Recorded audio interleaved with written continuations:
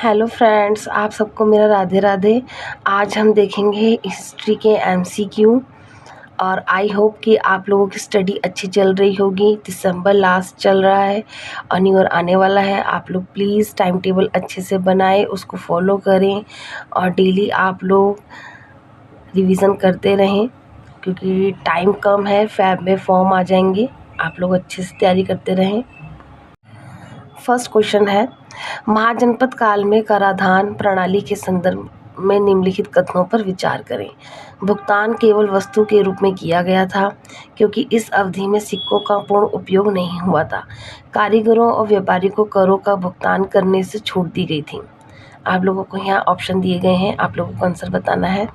इसका answer D है option. Explanation देखते हैं। भुगतान नगद और वस्तु दोनों में किया जाता था। कारीगरों व्यापारियों को भी कर देना पड़ता था, अतः दोनों कथन गलत है। आपका सेकंड क्वेश्चन है, राज राजा प्रथम के संदर्भ में निम्नलिखित कथनों पर विचार करें। वह एक चोल राजा थे जिनका जन्म आदित्य चोल के रूप में हुआ था, जिन्हें बृहदीश्वर मंदिर के निर्माण के लिए जाना जाता है। उसने हिंद महासागर में लक्षद्वीप और मालदीव के सबसे ऊपरी द्वीपों के हिस्से का अधिग्रहण किया। राज राजा हिंदू धर्म के वैष्णववाद संप्रदाय के अनुयायी थे, लेकिन उन्होंने शैव धर्म को कई मंदिर भी समर्पित किए। उनके शासनकाल के दौरान तमिल कवियों अप्पार, समंदर और सुंदरार के ग्रंथों को एकत्र किया गया और थिरुमुराई नामक एक संकलन में संपादित किया गया। आप लोगों को ऑप्शन दिए गए हैं यहाँ पर, इसका एक्सप्लेनेशन देखते हैं और आंसर इसका है सी यानी कि सेकंड। प्रसंग, तमिल उपन्यास पैनियन सेल्वन की स्थायी लोकप्रियता, जिसे अब मणिरत्नम द्वारा बड़े पर्दे के लिए अनुकूलित किया गया है। राज राजा प्रथम जन्म अरुण मोझीवर्मन या अरुल मोझीवर्मन और अक्सर राजा महान या राजा चौहान के रूप में वर्णित। राज राजा हिंदू धर्म के शैव संप्रदाय के अनुयायी थे, लेकिन उन्होंने विष्णु को कई मंदिर भी समर्पित किए। राज राजा प्रथम ने एक सक्षम प्रशासक होने के नाते चोल राजधानी तंजावुर में महान राजराजेश्वरम मंदिर यानी कि बृहदीश्वर मंदिर का भी निर्माण किया। उनके शासनकाल के दौरान तमिल कवियों अप्पार, सबंदर और सुंदरार के ग्रंथों को एकत्रित किया गया और थिरुमुराई नामक एक संकलन में संपादित किया गया। आदित्य द्वितीय, जिन्हें आदित्य चोल के नाम से भी जाना जाता है, एक चोल राजकुमार थे जो भारत में 10वीं शताब्दी में रहते थे। उनका जन्म तिरुकोइलूर में हुआ था और वे परांतक चोल द्वितीय के सबसे बड़े पुत्र थे। वह राजा चोल प्रथम और कुंदवई के बड़े भाई थे। उन्हें वीर पांडियन, थलाई कोंडा, कोपर केसरी वर्मन के करिकलन कहा जाता था। आपका थर्ड क्वेश्चन है, हड़प्पा नगर योजना के संदर्भ में निम्नलिखित कथनों पर विचार करें। हड़प्पा के शहरों में पत्थर की इमारतों का बड़े पैमाने पर इस्तेमाल होता था। नगरों में घरों की व्यवस्था अरिय प्रतिरूप के रूप में थी। उल्लेखनीय रूप से अच्छी तरह से जुड़ा हुआ जल निकासी व्यवस्था थी। यहाँ पे आप लोगों को ऑप्शन दिए गए हैं, आप लोगों का आंसर है सी। हड़प्पा संस्कृति नगर नियोजन की अपनी प्रणाली द्वारा प्रतिष्ठित थी। हड़प्पा और मोहनजोदड़ो में से प्रत्येक का अपना गढ़ था, जिस पर संभवतः शासक वर्ग के सदस्यों का कब्जा था। शहरों में घरों की व्यवस्था की उल्लेखनीय बात यह है कि वे ग्रिड प्रणाली का अनुसरण करते थे, अतः कथन 2 सही नहीं है। अन्न भंडार हड़प्पा नगरों का एक महत्वपूर्ण हिस्सा थे। हड़प्पा नगरों में पक्की ईंटों का प्रयोग उल्लेखनीय है क्योंकि मिस्र के समकालीन भवनों में मुख्य रूप से सूखी ईंटों का प्रयोग किया जाता था। पत्थर का प्रयोग बहुत कम ही होता था, अतः फर्स्ट कथन जो है आपका वो सही नहीं है। हड़प्पा नगरों की जल निकासी प्रणाली बहुत प्रभावशाली थी। नालियाँ ज़्यादातर ढकी हुई थीं और भूमिगत छिपी हुई थीं। वे पके हुए ईंटों की एक परत से ढके हुए थे जो नाली के किनारों पर समतल रखी हुई थीं। चौड़ी नालियाँ चूना पत्थर के ब्लॉक से ढकी हुई थी, अतः कथन 3 सही है। आपका फोर्थ क्वेश्चन है, दिल्ली सल्तनत के दौरान कानूनी व्यवस्था के संदर्भ में निम्नलिखित कथनों पर विचार करें। मुसलमानों के लिए मुस्लिम कानूनों यानी कि शरिया और हिंदुओं के लिए हिंदू कानूनों के आधार पर नागरिक कानूनों को प्रशासित किया गया था।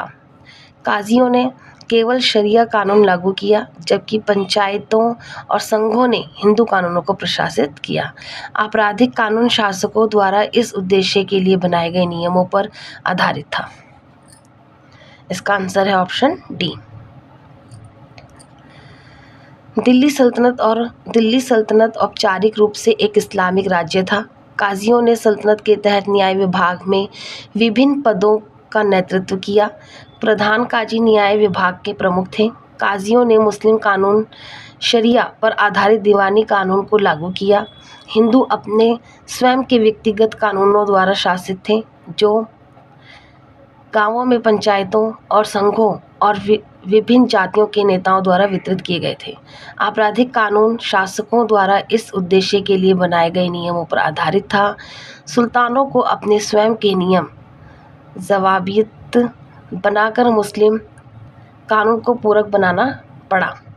बर्नी ने कहा कि इन नियमों ने राज्य को वास्तव में इस्लामी से कहीं अधिक सांसारिक या जहांदारी बना दिया। आपका 5th क्वेश्चन है, हाल ही में निम्नलिखित में से किसे यूनेस्को की विश्व धरोहर सूची में शामिल किया गया? यहाँ पे आप लोगों को ऑप्शन दिए गए हैं। मार्तंड सूर्य मंदिर जम्मू और कश्मीर, शांति निकेतन पश्चिम बंगाल, बाघ गुफाएं मध्य प्रदेश, बांधवगढ़ राष्ट्रीय उद्यान मध्य प्रदेश। इसका आंसर है आपका बी। शांति निकेतन को यूनेस्को की विरासत सूची में शामिल करने का निर्णय 17 सितंबर 2023 को सऊदी अरब में विश्व विरासत समिति के 45वें सत्र में लिया गया है। स्थान शांति निकेतन, जो आज विश्वविद्यालय शहर के रूप में लोकप्रिय है, पश्चिम बंगाल के बीरभूम जिले में स्थित है। नदियाँ, यह क्षेत्र दो तरफ से अजय और कोपाई नदियों से घिरा हुआ है। इसका इतिहास, शांति निकेतन को पहले भूबडांगा के नाम से जाना जाता था। इसकी स्थापना महर्षि देवेंद्रनाथ टैगोर ने 1862 में की थी और बाद में उनके बेटे रविंद्रनाथ टैगोर ने इसका विस्तार किया। 1901 में रविंद्रनाथ टैगोर ने एक विशाल भूमि का चयन किया और प्राचीन भारतीय गुरुकुल प्रणाली पर आधारित ब्रह्मचार्य आश्रम पर एक स्कूल शुरू किया। स्कूल को एक विश्वविद्यालय में अपग्रेड किया गया और 1921 में इसका नाम बदलकर विश्व भारती कर दिया गया। 1951 में विश्व भारती को एक केंद्रीय विश्वविद्यालय और राष्ट्रीय महत्व का संस्थान घोषित किया गया था। आपका 6th क्वेश्चन है, समुद्रगुप्त के शासनकाल के संदर्भ में निम्नलिखित कथनों पर विचार करें। विष्णुसेन ने इलाहाबाद स्तंभ पर समुद्रगुप्त के सैन्य अभियानों की प्रशंसा की। चीनी यात्री फाहियान ने समुद्रगुप्त के दरबार का भ्रमण किया। समुद्रगुप्त ने विक्रमादित्य की प्रसिद्ध उपाधि धारण की थी। इसमें ऑप्शन दिए गए हैं आपको 4। इसका आंसर है ऑप्शन डी। चंद्रगुप्त प्रथम के दरबारी कवि हरिशेन ने अपने संरक्षण के सैन्य कारनामों का एक शानदार विवरण लिखा। यह शिलालेख इलाहाबाद में उसी स्तंभ पर खुदा हुआ है जिस पर शांति प्रिय अशोक का शिलालेख है। इलाहाबाद स्तंभ के शिलालेख में राज्यों, राजाओं और जनजातियों की एक लंबी सूची है जिन पर विजय प्राप्त की गई और उन्हें अधीनता के विभिन्न स्तरों के तहत लाया गया। अतः कथन फर्स्ट सही नहीं है। स्तंभ शिलालेख में उन्हें कविराज के रूप में भी उल्लेख किया गया है। चंद्रगुप्त द्वितीय की सबसे बड़ी सैन्य उपलब्धि शक शासक रुद्र सिंह तृतीय के खिलाफ उनका युद्ध था और इस जीत ने उन्हें शक्री की उपाधि दी, शकों का नाश करने वाला। उन्होंने विक्रमादित्य की उपाधि भी धारण की थी। अतः कथन 3 सही नहीं है। चंद्रगुप्त द्वितीय के शासनकाल के दौरान प्रसिद्ध चीनी तीर्थयात्री और यात्री फाहियान ने भारत का दौरा किया। अतः कथन 2 सही नहीं है। आपका 7th क्वेश्चन है, बौद्ध ग्रंथों, दीपवंश और महावंश के संदर्भ में निम्नलिखित कथनों पर विचार करें। यह श्रीलंका में लिखे और संकलित किए गए थे। इनमें बौद्ध धर्म के क्षेत्रीय इतिहास के साथ साथ बुद्ध की जीवनी भी शामिल है। यह पाली भाषा में लिखे गए थे। ऑप्शन दिए गए हैं आपको 4, इसमें आंसर आपका डी है। बौद्ध शिक्षकों ने बुद्ध की शिक्षाओं का प्रसार करने के लिए ग्रंथ लेकर दूर दूर तक यात्रा की। जैसे ही बौद्ध धर्म ने श्रीलंका जैसे नए क्षेत्रों की यात्रा की, दीपवमसा यानी कि शाब्दिक रूप से द्वीप का इतिहास और महावमसा यानी कि महान कालक्रम जैसे ग्रंथ लिखे गए, जिनमें बौद्ध धर्म के क्षेत्रीय इतिहास शामिल थे। अतः कथन फर्स्ट जो है वो सही है। इनमें से कई कार्यों में बुद्ध की जीवनी भी शामिल है। कुछ सबसे पुराने ग्रंथ पाली में हैं, जबकि बाद की रचनाएं संस्कृत में हैं। अतः कथन 2 और 3 सही है। आपका 8th क्वेश्चन है, निम्नलिखित में से कौन प्रसिद्ध कर्नाटक संगीत की त्रिमूर्ति है?